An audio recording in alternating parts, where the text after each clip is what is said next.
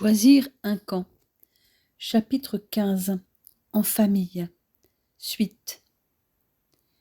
Louise, 13 septembre 1945.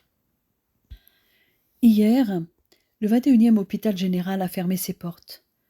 Il va être remplacé par le 197e d'ici la fin du mois. Mon Walter est libéré de ses obligations, mais pas encore démobilisé. Nous avons donc pris le train le jour de la fermeture de cet endroit, où nous avons vécu tous les deux depuis décembre 1944. Dès que nous avons connu la date de fermeture, c'est-à-dire fin août, nous avions contacté mes parents pour fixer une date pour notre mariage, qui doit avoir lieu le 24 septembre. Nous serons pile poil dans les temps pour la publication des bans. Hier soir, nous avons dormi à Paris, où Walter nous avait réservé une chambre. Il y avait bien longtemps que je n'y avais pas mis les pieds.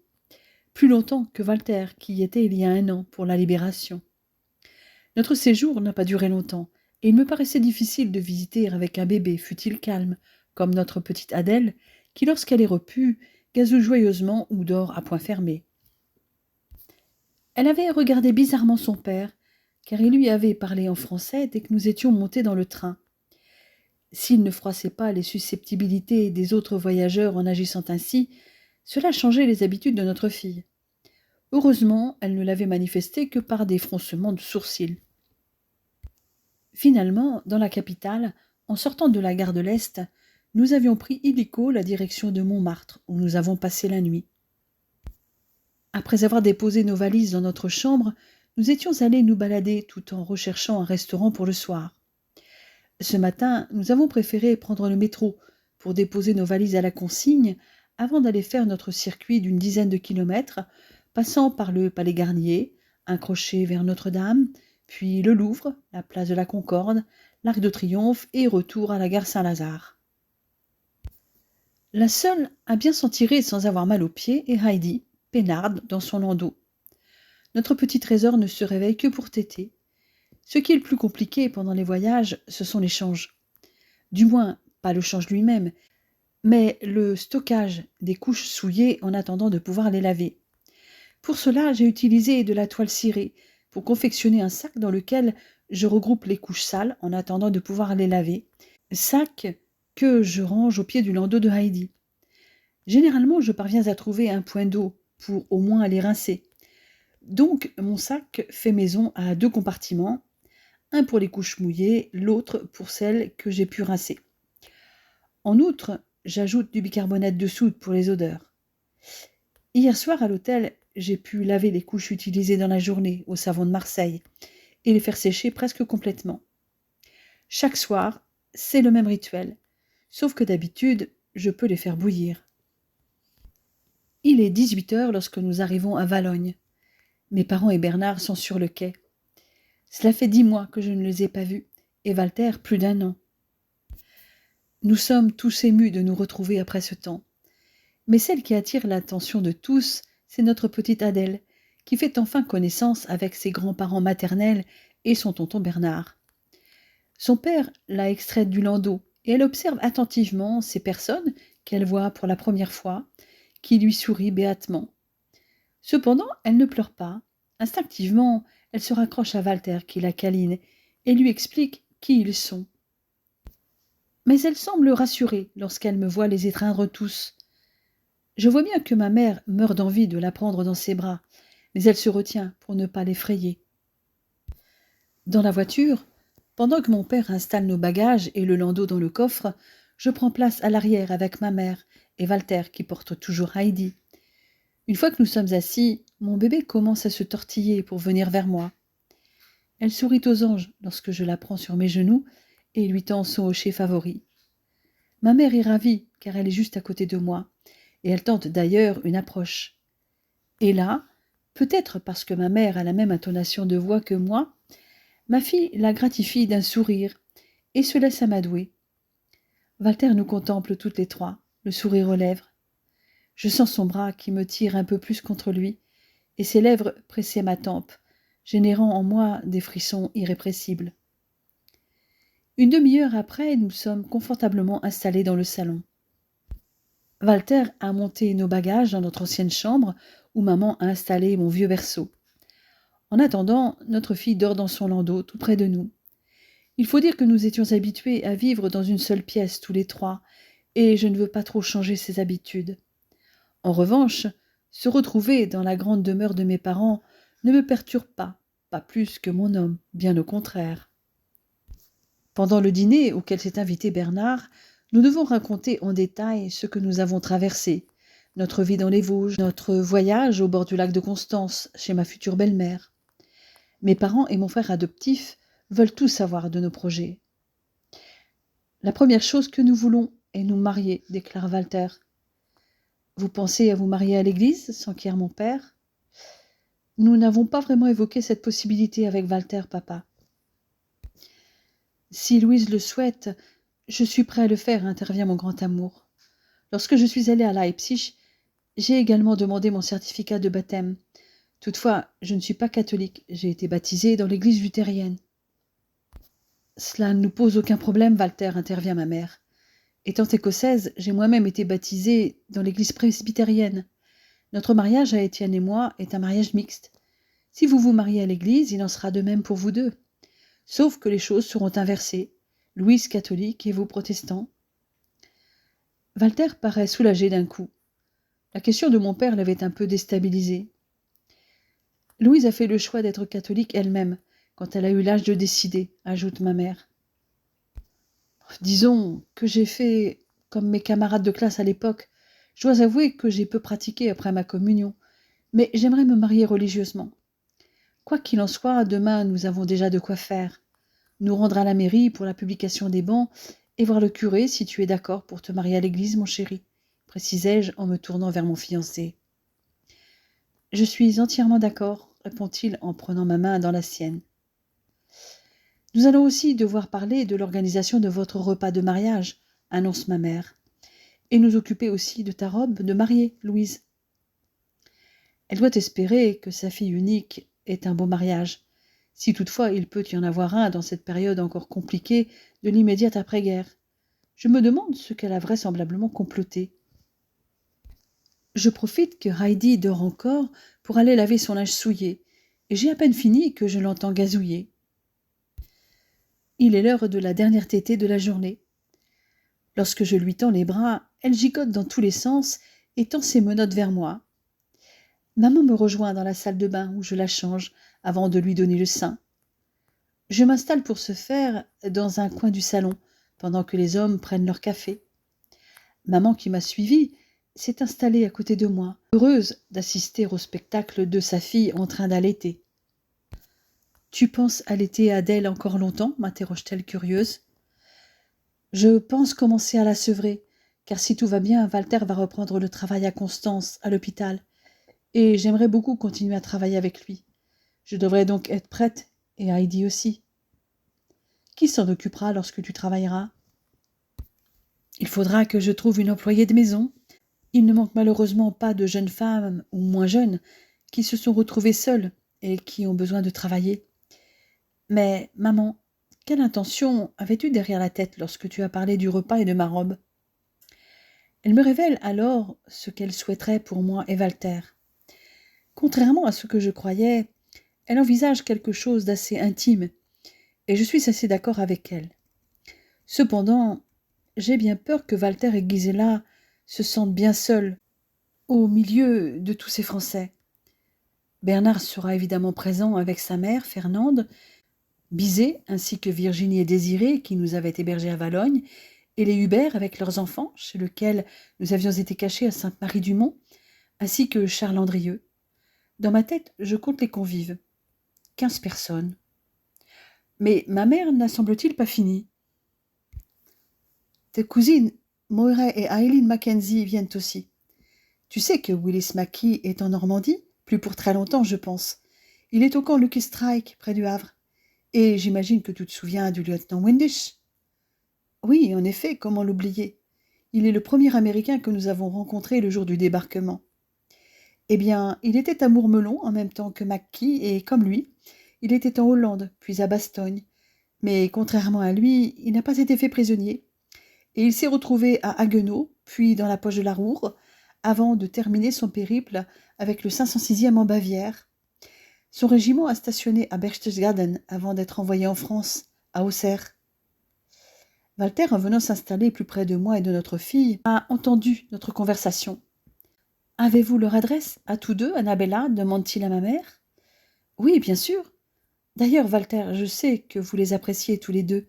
Peut-être souhaiteriez-vous les inviter à votre mariage, s'ils le peuvent, bien entendu. » « Pourquoi pas?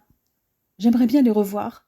Je m'étais demandé au moment de Bastogne si Mackie faisait partie des Américains du 326e bataillon médical capturés et emmenés en Allemagne. Il l'était, fait ma mère. Il a été libéré en avril. Il a été interné en camp avant d'être affecté dans un lazaret pour les prisonniers de guerre à Leipzig. Il y a connu les bombardements avant la libération de la ville par les troupes américaines. Il s'est occupé de prisonniers qui étaient encore à Buchenwald depuis la libération du camp, pendant quelques jours. Puis il a été rapatrié en France, dans un de ces camps en cigarettes, non sans faire un crochet par Paris. Je vais leur écrire, aimé Walter. Ma mère profite qu'elle nous tient tous les deux pour nous informer que nos témoins, Bizet, qui a repris son vrai nom de Georges Roville, et Bernard, seront présents pour nous accompagner à la mairie. Cependant, après la tétée, je prends rapidement une infusion de fenouil, comme je le fais depuis que Heidi est née, pour favoriser la lactation, pendant que maman se charge de lui faire son rot. Et ma fille accepte que cette nouvelle personne, qui a la même voix que sa maman, la prenne contre elle, sans rechigner. Le voyage m'a épuisée, et je n'ai qu'une hâte, me coucher, pour me reposer, et surtout me retrouver en tête-à-tête avec mon Walter, pendant que notre fille dormira à point fermé. Du moins, j'espère qu'elle va le faire dans mon ancien berceau, ce qui est nouveau pour elle. Louise, 21 septembre 1945. Le lendemain de notre arrivée à Sainte-Mère-Église, comme prévu, nous sommes allés à la mairie, emmenant avec nous Heidi, où nos témoins nous ont rejoints. Notre ancien compagnon résistant, Georges alias Bizet, a fait la connaissance de notre fille, qui dort comme une bienheureuse dans son landau. Le maire, M. Renaud, n'est pas surpris de nous voir. Mon père l'avait averti que nous passerions. Les formalités sont remplies en un rien de temps, et Georges et Bernard sont repartis chacun à leur travail. Une chance que Walter ait pu aller chercher les documents à Leipzig. Si nous avions dû le faire par courrier, nous y serions encore. Car même si mon futur époux était né dans ce qui est devenu la zone française d'occupation, le courrier avec la France n'est rétabli que depuis le 1er septembre pour la partie nord, et depuis le 17 pour la partie sud où vit Gisela, et pour l'instant sous forme de carte postale. D'ailleurs, ce qui est étrange, c'est que le courrier civil entre les parties nord et sud de la zone française n'a toujours pas repris. Cependant, le courrier officiel pouvait être acheminé. Je me demande si des documents pour un mariage sont considérés comme du courrier officiel. Ensuite, nous avons poursuivi nos démarches auprès de monsieur le curé, qui ne se montre pas plus étonné que monsieur le maire, en nous faisant la remarque que cela devait être une tradition dans la famille, que le français ou la française catholique choisisse un conjoint protestant d'une part, et d'origine étrangère d'autre part. Après la constitution de notre dossier matrimonial, la seule question qu'il nous pose est si nous voulons que notre mariage soit célébré conjointement par lui et un pasteur. Je sais que Walter n'en fait pas une priorité, mais cela ferait certainement plaisir à Gisela qu'il y ait un pasteur et que s'il pouvait être allemand, ce serait encore mieux. Je demande donc au prêtre s'il serait possible de demander à un aumônier allemand prisonnier du dépôt de Cherbourg, par exemple, ou un aumônier de l'US Army, ou un pasteur français s'il en connaissait un dans le coin. Mon homme me regarde ébahi par ma demande, mais il ne dit rien. Le prêtre me promet de faire ce qu'il peut. Il nous demande ensuite de décider quels rituels et symboles inclure dans la cérémonie, et de sélectionner des lectures et prières. Nous ne sommes pas très pratiquants ni l'un ni l'autre, cependant nous tombons rapidement d'accord sur les passages de la Bible et des évangiles que nous désirons entendre ce grand jour de la bénédiction de notre union.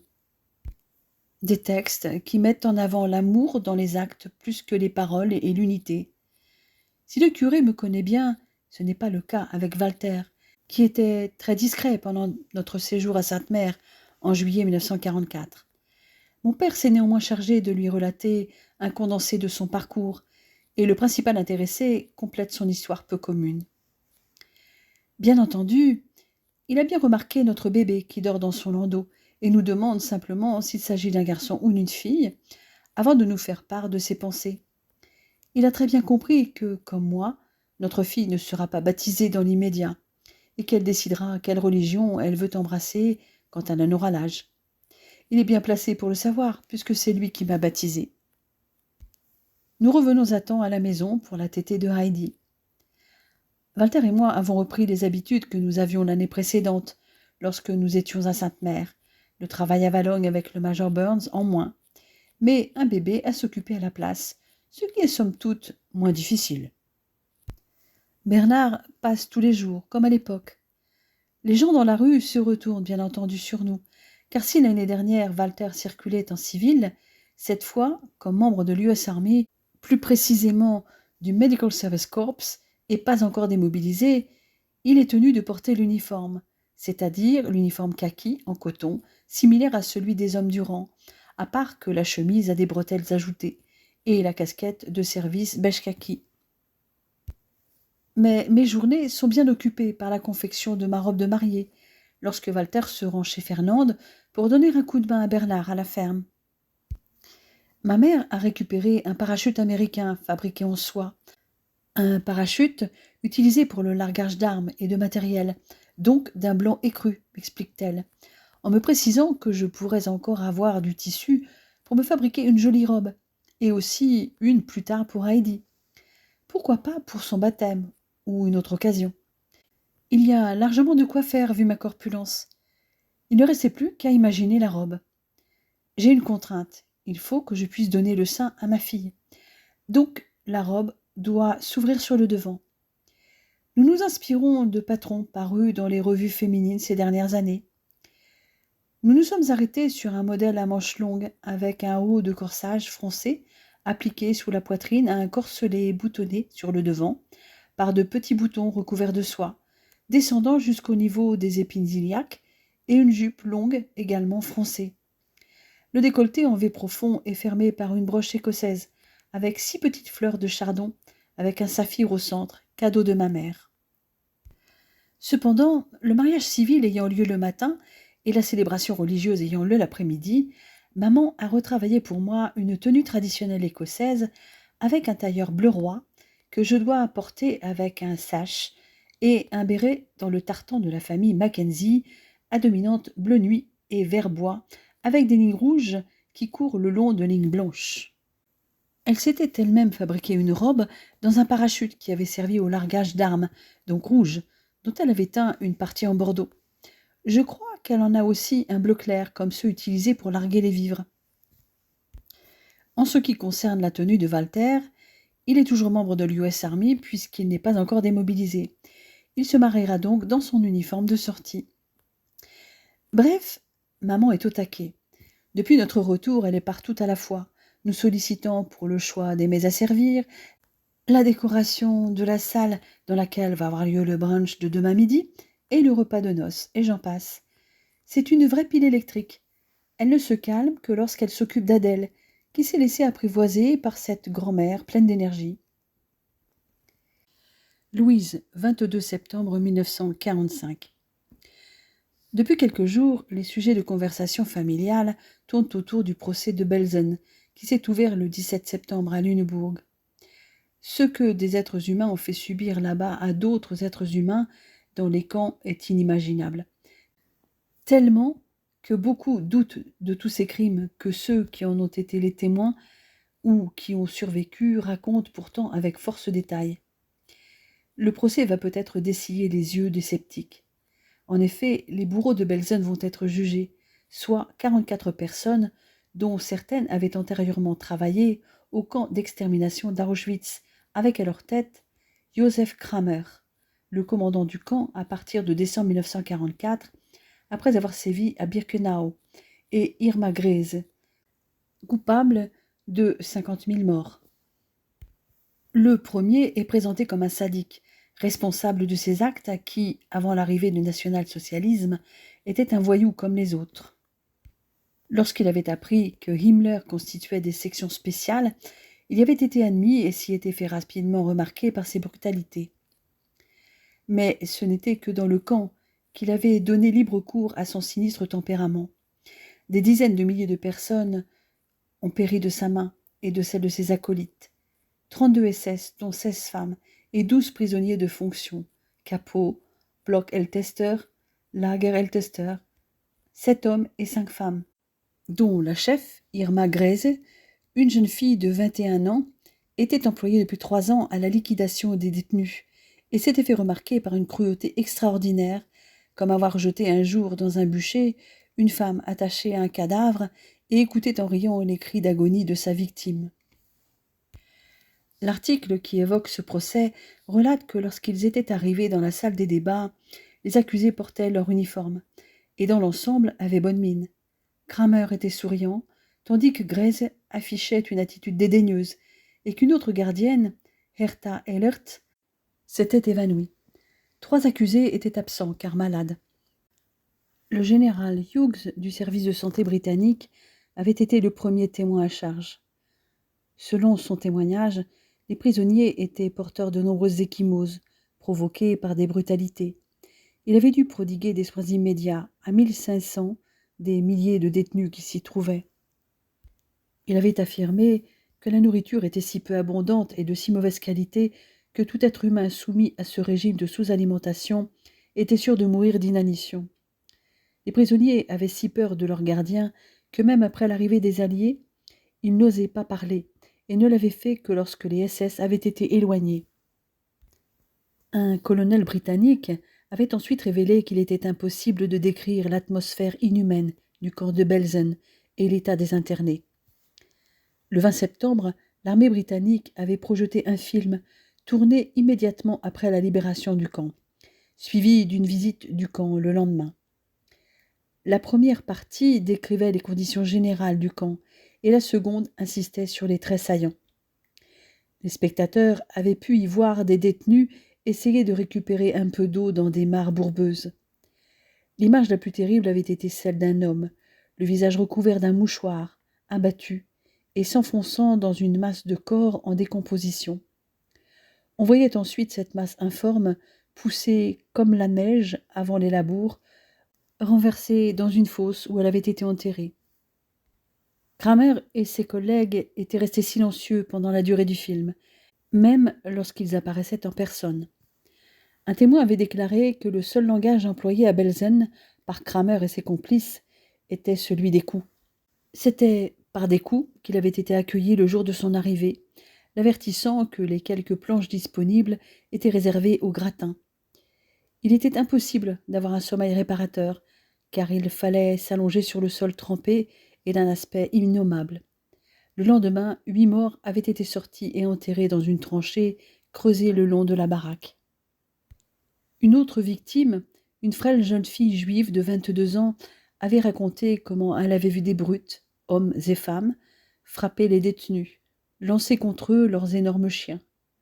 Étonnamment calme, elle s'était tournée vers le box des accusés, les avait scrutés et avait désigné Johanna Bormann, une gardienne SS, qu'elle avait bien reconnue, racontant qu'elle la revoyait excitée à déchirer de ses crocs la gorge d'une de ses camarades et l'entendre ricaner devant le corps pantelant. Elle avait ensuite montré Kramer, qu'elle avait vu frapper à l'aide d'un énorme gourdin une gamine de 19 ans si affaiblie qu'elle ne pouvait se rendre à son travail, faire dévorer une prisonnière par ses chiens, précisant que le chef du camp ne savait que distribuer des coups. Elle avait ensuite indiqué Fritz Klein, qui exerçait comme médecin du camp, et Franz Hössler, qu'elle avait vu sélectionner les futures victimes de la chambre à gaz. Face aux questions des avocats de la défense, la jeune témoin avait maintenu, confirmé et même renforcé ses déclarations. Une doctoresse juive qui avait connu Auschwitz et Belsen, dont le frère, le mari et le fils de 6 ans avaient été envoyés à la chambre à gaz et le crématorium d'Auschwitz le jour même de leur arrivée a aussi témoigné. Du convoi des 5000 juifs avec lequel ils étaient arrivés, 250 avaient échappé à la mort immédiate. Elle aussi raconte que le choix des victimes étaient faits au hasard. Et les nazis montraient souvent une ignoble ironie pour les exécutions, comme choisir le jour de la réconciliation, une fête que les Juifs observent fidèlement. Elle explique aussi comment les Allemands faisaient aligner les prisonniers nus dans les couloirs de l'hôpital, pendant que les médecins faisaient mettre à part les plus faibles pour la chambre à gaz. Les SS donnaient même parfois leur avis lors de cette sélection. La doctoresse avait nommé 5 des accusés, et s'arrêtant devant l'un d'eux, avait montré le docteur Klein, qui était resté assis, les lèvres serrées. Ce procès ne faisait que renforcer le sentiment de culpabilité ressenti par mon Walter, malgré ce que je pouvais lui dire pour le réconforter. Mais nous ne pouvons échapper à ce qui se passe autour de nous, qu'il s'agisse de nouvelles agréables ou non. Parmi les premières, il y a les départs en congé, car maintenant que la guerre est terminée, les travailleurs français ont pris le train pour l'Allemagne, mais pour y aller en vacances. Les journaux présentent cela comme une revanche. Moi, j'y vois un retour à la normale. Mais je sais que les ressentiments vont durer encore des années entre les deux pays. J'espère juste que ces touristes vont apprécier les paysages de la forêt noire où ils se rendent et voir les habitants autrement.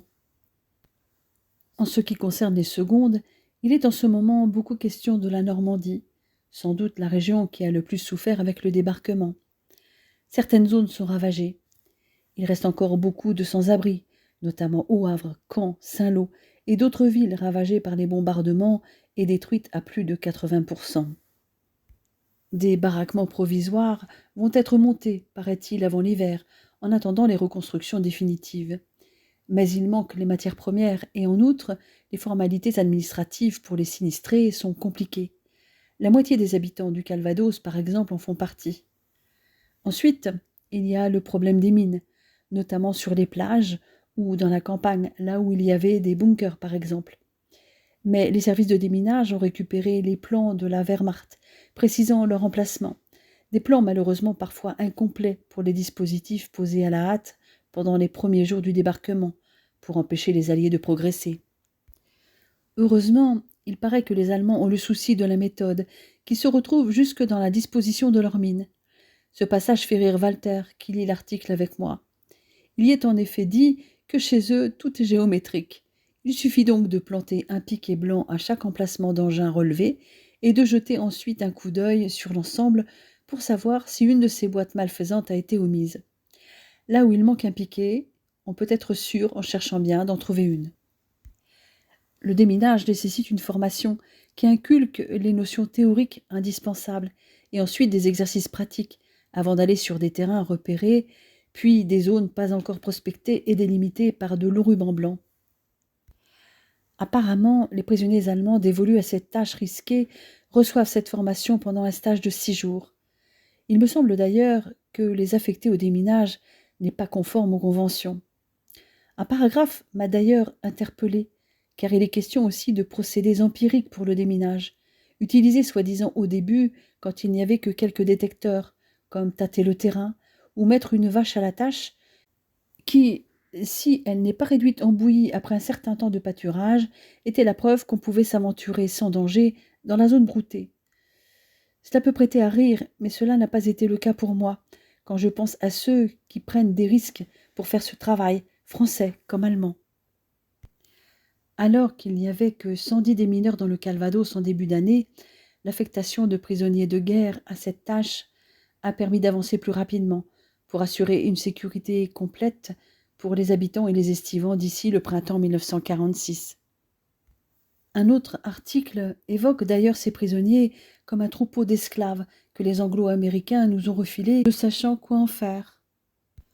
Là, je dois dire que mes cheveux se sont hérissés sur mon crâne, car il me semble bien que la France les a réclamés.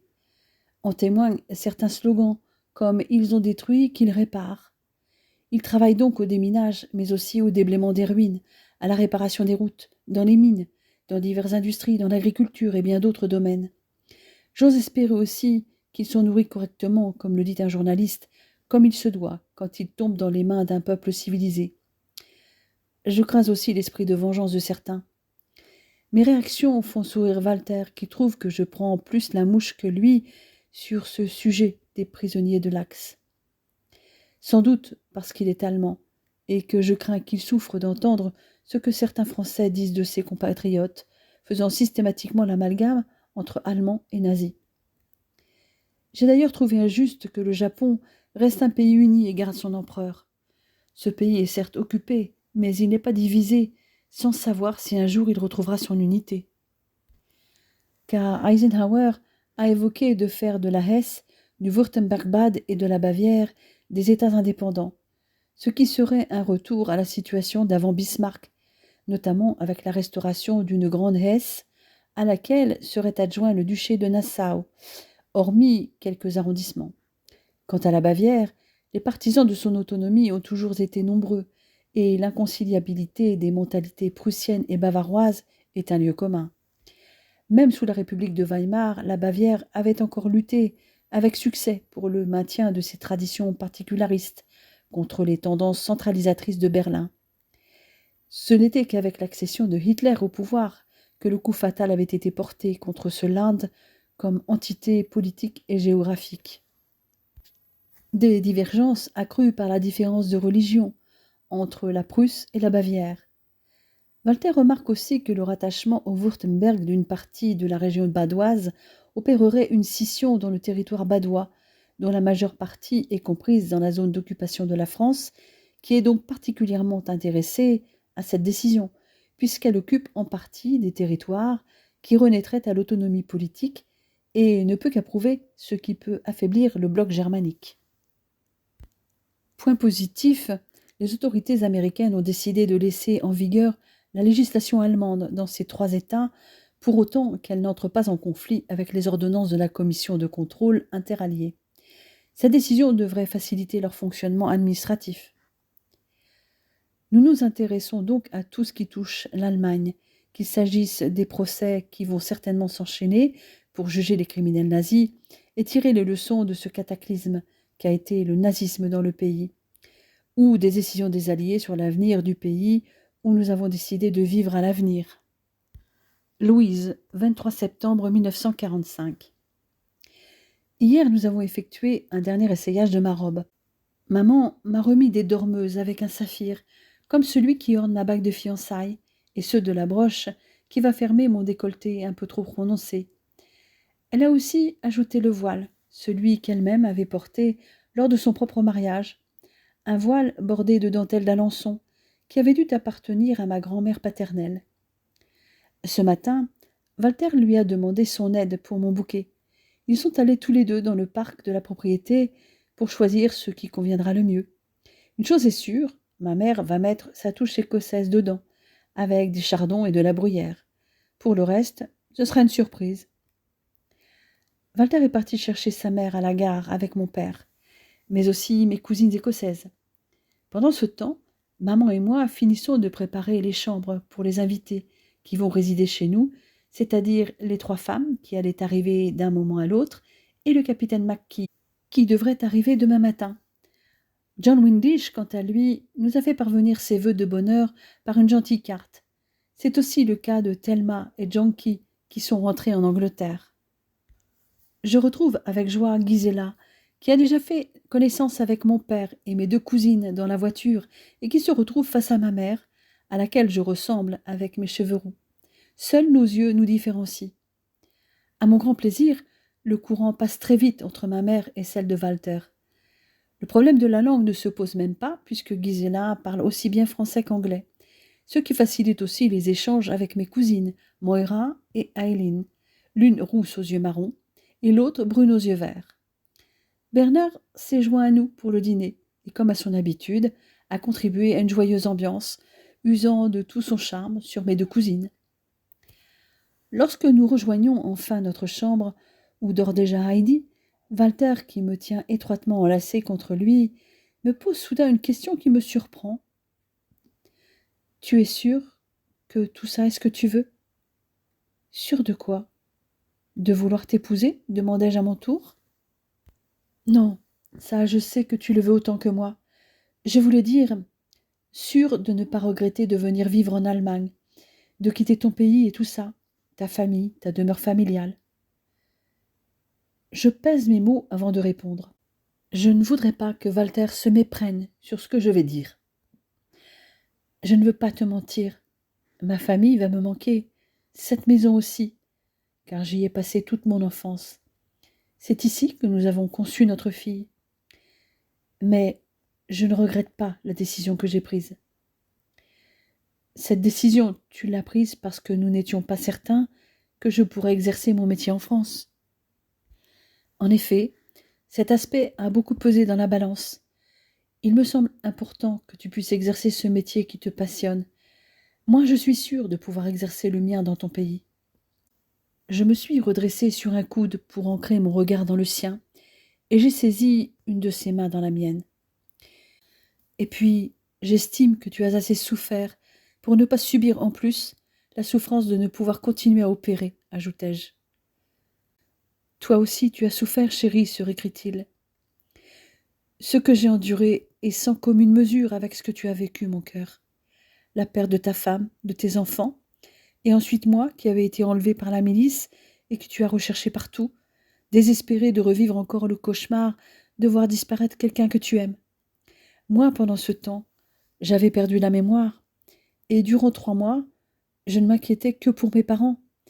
Il a fallu quelques mots prononcés par mes hôtes et quelques scènes dans mes rêves pour que des souvenirs flous reviennent petit à petit. Et surtout, l'annonce de ma grossesse, qui a été le choc qui m'a permis de recouvrer la mémoire. Si j'étais enceinte, mon enfant avait un père, mon mari peut-être. Quand le docteur Dudouis a confirmé ce que je soupçonnais, la nuit suivante, je t'ai vu dans mon rêve et tout est revenu. Dès ce moment, le manque de toi ne m'a plus quitté. Et je n'avais qu'une idée, te retrouver. Mais à la différence de toi, qui me croyais déportée, peut-être morte, pour moi tu étais vivant, puisque je te pensais encore chez mes parents. J'amène sa main à mes lèvres pour en embrasser la paume que je garde ensuite contre ma joue, me laissant pénétrer par sa chaleur.